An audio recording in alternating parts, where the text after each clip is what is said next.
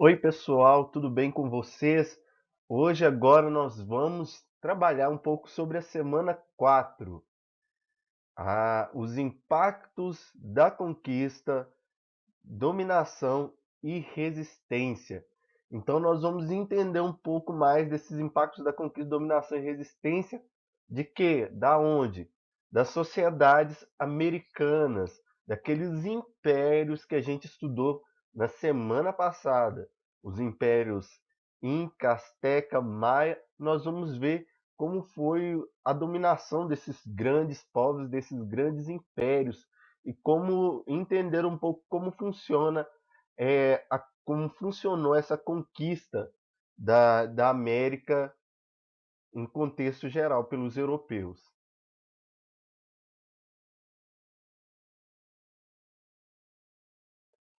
A conquista da América tem início a partir de 1492. Os europeus chegavam ao Novo Mundo cada vez mais e em maior número. Desencadeou-se assim um processo de ocupação e conquista nas terras americanas. Logo após a conquista, seguia-se a colonização, fato que mudou radicalmente a história dos povos que viviam dos dois lados do Atlântico. Então, a conquista americana ela inicia lá em 1492, lá pelos espanhóis, e eles vão chegando ao Novo Mundo, descobre riquezas, descobre ouro, descobre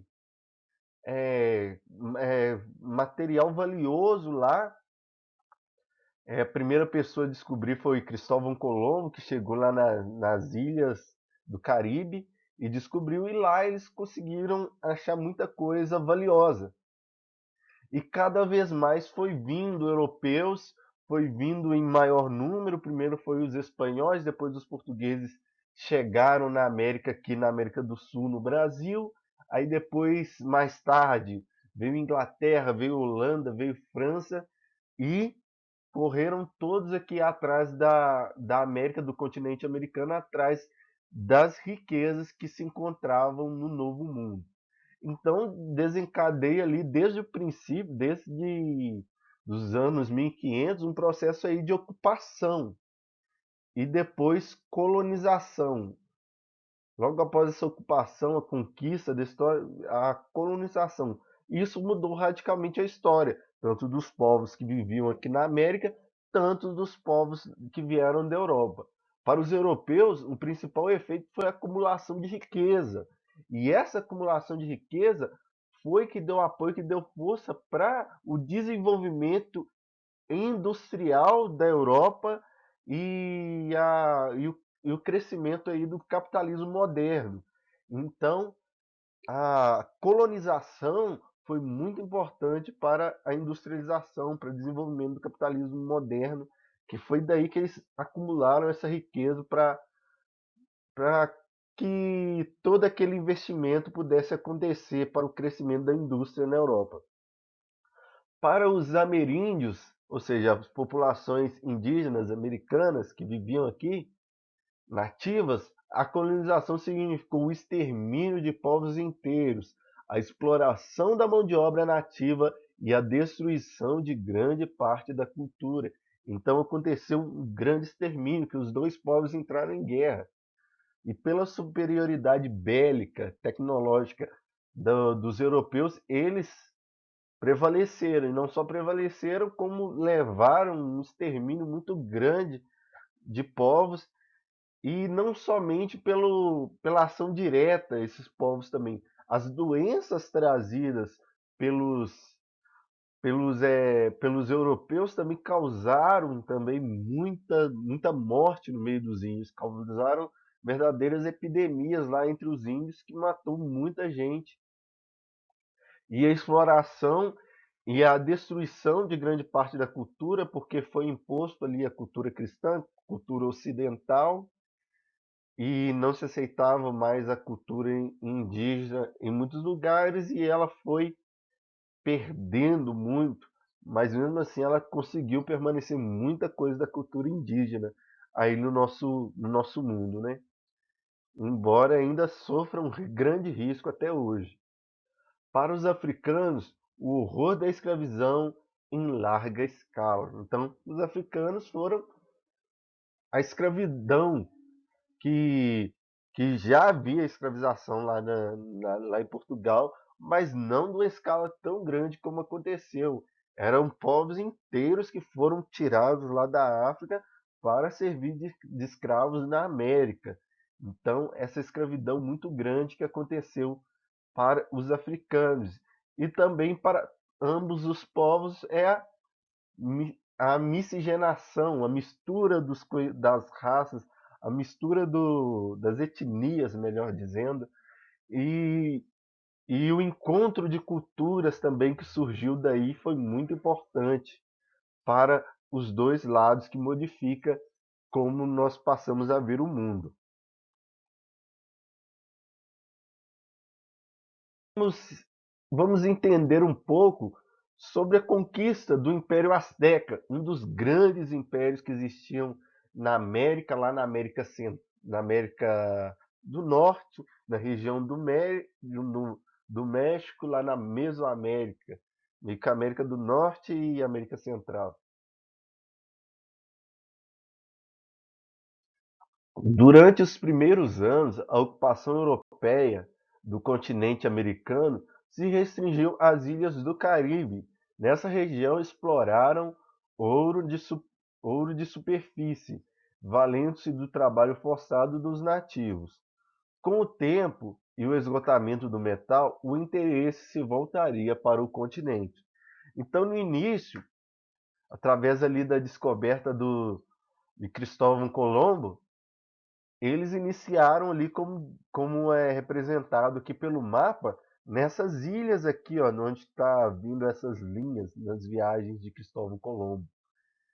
É, até a morte de Cristóvão Colombo foi aí que eles retiravam os recursos e eles foram ali explorando o ouro dessas regiões, dessas ilhas do Caribe aqui da América Central. Aí com E valia-se do trabalho forçado dos nativos. Não havia ali escravização negra, africana. Havia o trabalho forçado dos nativos para exploração desse ouro. E com o esgotamento desse metal, né, ouro, prata e etc., os interesses deles voltaram a explorar mais a fundo, mais ao continente, para buscar mais algo valioso. Isso é muito semelhante ao que acontece no Brasil. Primeiramente, no Brasil, o interesse dos portugueses foi na exploração, somente ali do pau-brasil.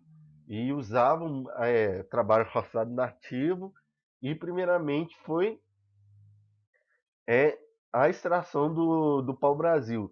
Depois, com a escassez, com o esgotamento, que eles se interessaram ali em outros tipos de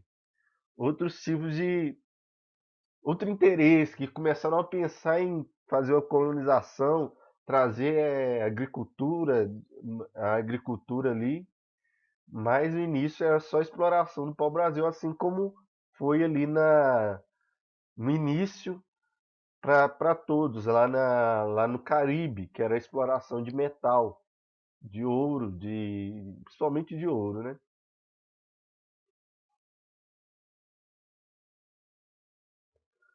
Um dos homens de confiança da coroa espanhola, Hernán Cortés, chegou à América em 1504. Em menos de 2 décadas, se transformaria num dos conquistadores mais ricos e poderosos do continente. Então, ele chegou lá em 1504 e mal se sabia que ele se tornaria um dos maiores, mais ricos conquistadores de mais poderosos do continente, que conquistaria esse grande império. Em novembro de 1519, ao entrar em Tenochtitlan, Cortés foi recebido amistosamente por Montezuma e o imperador aí do povo asteca, uma vez que, acreditando nas previsões religiosas, interpretou a chegada do conquistador como a chegada de um deus asteca. Então, assim, de forma diferente aí que se esperava, Hernán Cortés ele chega de forma amistosa, ele é bem recebido, porque através do conhecimento do entendimento religioso aí dos astecas, havia um deus asteca, um deus guerreiro asteca que voltaria, um deus muito relacionado a um deus sol lá, um guerreiro que retornaria. Então, havia essa previsão religiosa, havia essa profecia religiosa. Então, a chegada de Hernán Cortés, Montezuma, ele interpretou isso como a chegada desse Deus, como a chegada como a realização das profecias das previsões que foram feitas.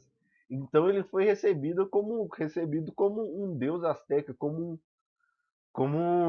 em forma em honra, como é bem representado na imagem, recebido com festa, com louvor pelos astecas. Cortés e seus homens permaneceram vários meses em Tenochtitlan. Quando precisou se ausentar da cidade, seu substituto no comando das tropas acabou deflagrando, um conflito de consequências trágicas. Ordenou o massacre de cerca de 6.000 nativos no interior de um templo. Então, Hernán Cortés ele precisa ali se ausentar e coloca um substituto no lugar dele. E esse substituto ele deflagra aí o conflito. Eles estavam em paz com os astecas, convivendo com esse império, com esse povo.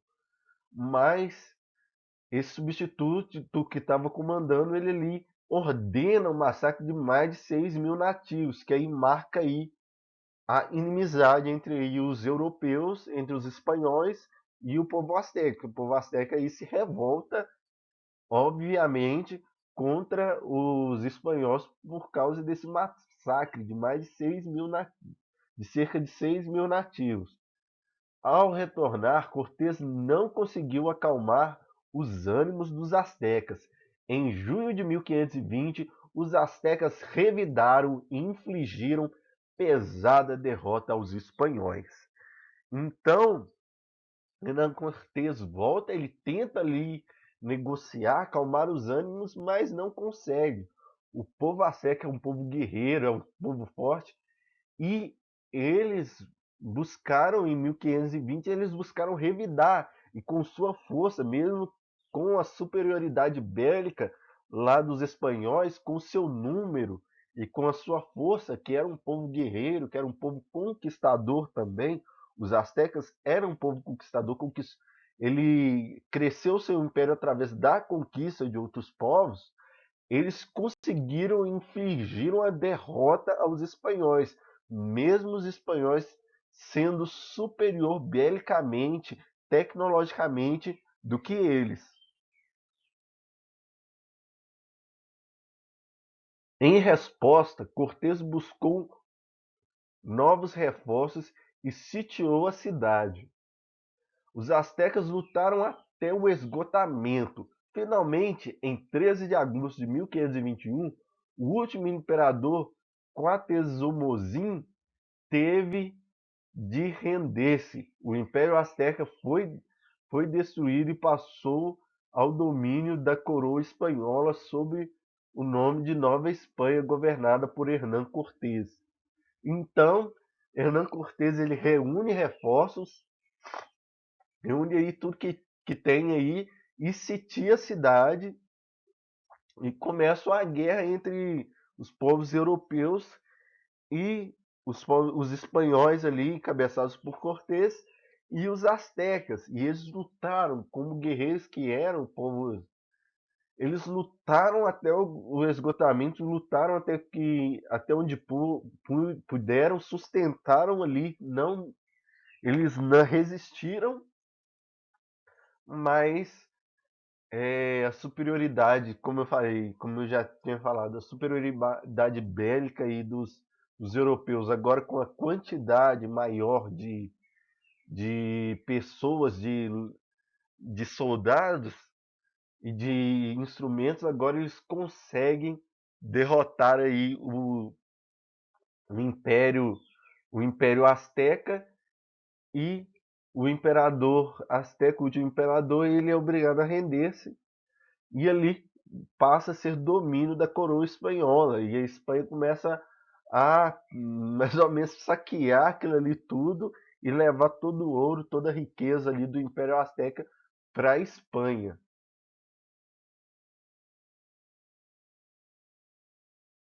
A conquista do Império Inca. Vamos ver aqui sobre a conquista desse império, que agora já situava-se não mais no América do Norte, na Centro-América aí do Norte, aí, mais ou menos. Agora ele está, o Império Inca fica na América do Sul, região ali do Chile, Argentina, Peru, aquela região do sul mais a oeste, do sul na costa, na região dos Andes, né? Em abril de 1532, partiu da América Central uma expedição chefiada pelo militar espanhol Francisco Pizarro, com o objetivo de conquistar o Império Inca. Levava 180 soldados e 37 cavalos. Com esse contingente, o conquistador esperava derrotar o exército Inca de 100 mil guerreiros. Complicado, né? Mas tão diferente agora que a gente vê lá nos Aztecas, com o Hernán Cortés. O Hernán Cortés ele chegou em paz, ele foi recebido amistosamente e por um período estava ali em paz ali os dois povos ali. Mas ali já com Francisco Pizarro, na região do Império Inca, foi diferente. Ele já saiu, ele era um militar, ele já saiu interessado em conquistar, saiu da América Espanhola com o objetivo de conquistar esse Império Inca. E ele levou 180 soldados para lutar contra os 100 mil guerreiros dos Incas.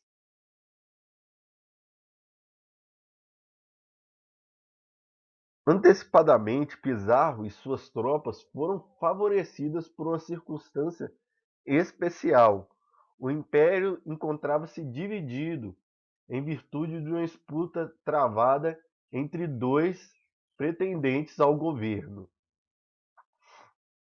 De um lado estava Atahualpa, de outro seu irmão Huáscar. Quando os espanhóis chegaram, a luta, embora não tivesse terminado, já havia sido praticamente decidida em favor de Atoapan. Então, a princípio, o, o Pizarro e as suas tropas eles foram favorecidos, que havia ali uma guerra de sucessão ali entre dois irmãos que queriam ser o novo Inca, queria ser o novo imperador desse império. E com esses dois lados em guerra, em conflito, Pizarro já chegou ali com o Império Inca já fragilizado, porque ele estava em conflito. Haviam mortes ali dos dois lados, estava enfraquecido por causa dessa disputa. E eles chegaram quase no final da disputa, que ainda estavam correndo, mas praticamente decidida em favor de Atahualpa, né? Atahualpa. Ralpa, não sei como é que se fala esses nomes aí incas não. Mas já estava decidido para um lado e eles encontraram uma situação, os incas, uma situação bem enfraquecida por causa desse conflito. Ao chegar, Pizarro convidou Atahualpa para a reunião. ele aceitou e se dirigiu ao local de encontro. Porém, quando chegou na praça central, foi preso por Pizarro e em meio aos intensos disparos foi preso Pizarro em meio aos intensos disparos de artilharia espanhola. Então Pizarro, ele planejou ali uma emboscada, ele chamou o Inca, aquele que tinha vencido ali a disputa, para uma reunião. E ele se dirigiu ao local com mais alguns ali, com uma quantidade até boa de pessoas, de guerreiros ao seu redor, com a sua comitiva, podendo dizer assim. E Pizarro, ele ali, ele chegou, quando a tropa chega na Praça Central para a reunião, ele foi preso em meio a intensos disparos de artilharia. Então ele chegou, disparou pesadamente artilharia em cima deles ali e de todo mundo ali. E houve ali o conhecido como Massacre de Cajamarca. E ali, a princípio, ele já conseguiu derrubar o imperador Inca, o novo imperador Inca aí, através dessa emboscada. No centro do império, em Cusco, outro Inca foi escolhido pelos membros da elite local e seguiram-se anos de luta contra os espanhóis. Então, mesmo com o cara que estava na frente ter sido pego, ter sido derrotado ali, mas a elite local se uniu lá no centro e conseguiram ali escolher outro Inca, outro imperador para guiar o povo. Embora isso tenha sido um grande golpe, porque o líder ali que conquistou através de tanta dificuldade foi derrotado, foi pego, mas os incas aí resistiram